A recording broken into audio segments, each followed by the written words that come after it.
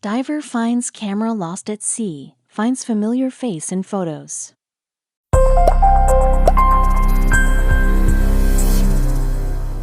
Losing something dear to your heart can be devastating. After hoping and praying that we'll find it again, most of us will let bygones be bygones and carry on with our lives.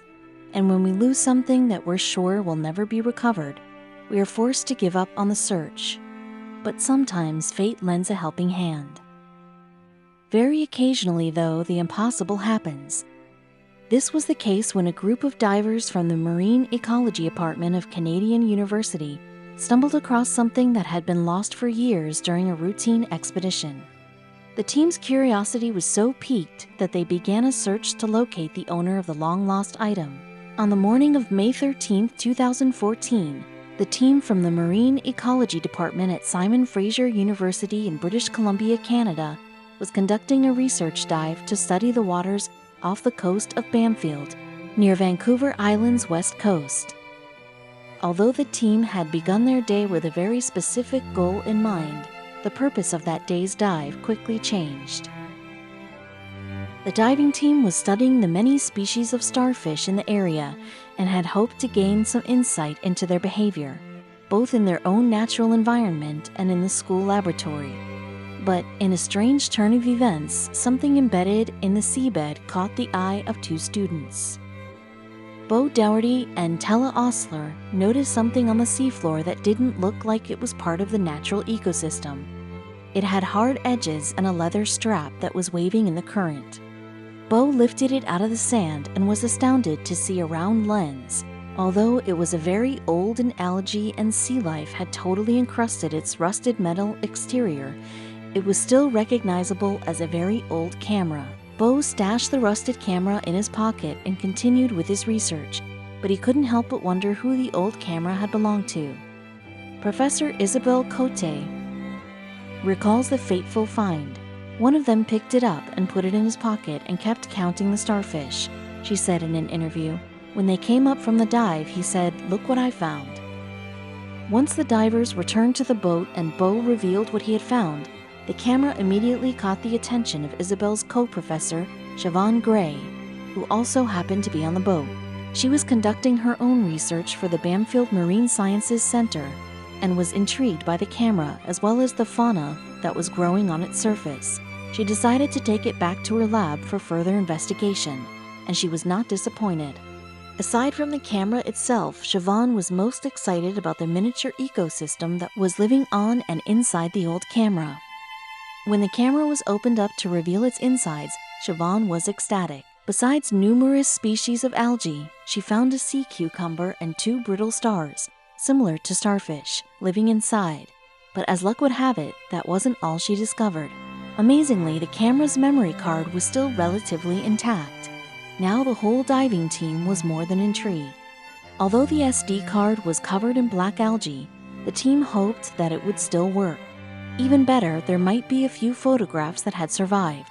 Maybe they could even identify and track the original owner. "My first thought about the camera was, are there still images on the card?" Siobhan said excitedly.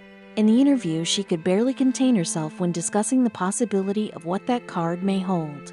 Siobhan carefully cleaned all the contacts of the memory card with an earbud and rubbing alcohol. Then she slotted it into her computer and held her breath. And lo and behold, it worked. Not only was the 8GB Lexar Platinum card still working, but it still contained many videos and photos. Although Siobhan was reluctant to scroll through someone's personal and secret memories, she continued to look at the photos one by one, unable to tear her eyes away.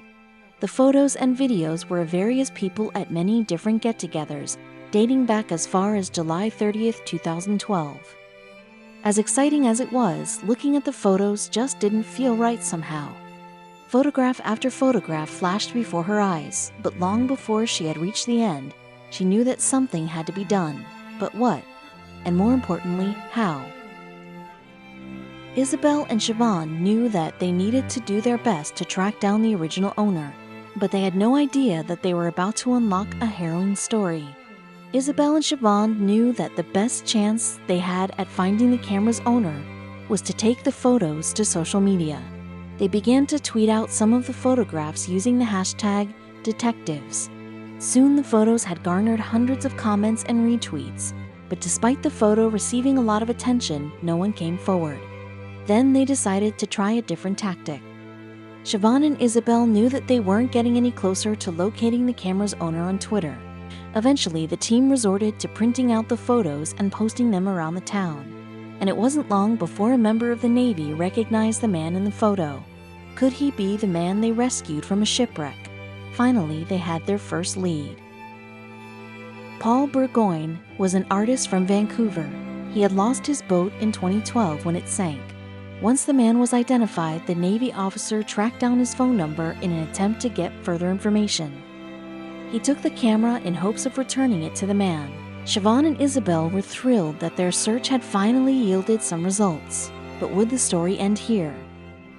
On the morning of May 21, 2014, Siobhan got the call that finally put an end to the mystery. Paul Burgoyne was on the other end and said he was thrilled, she explained. He says when he got off the phone with the Coast Guard, he and his wife were laughing a great deal and mentioned how lucky he was. But it was only when Siobhan heard his harrowing tale that she understood. It turned out that Paul was an extremely lucky man. He told Siobhan the story of how he had lost his camera. On July 20, 2012, Paul was sailing to his summer home in Tassos, British Columbia. His trip had gone without a hitch until he ran into a spot of bad weather. With the sea growing turbulent, his boat was thrown against some rocks. He subsequently lost his camera in the wreck. When Paul's boat crashed against the rocks, they smashed his hull apart. Paul found himself stranded in the freezing cold water and developed hypothermia. It was lucky that patrons at a nearby inn spotted him and called the Coast Guard, but it was only 6 hours later that he was rescued and brought back to shore.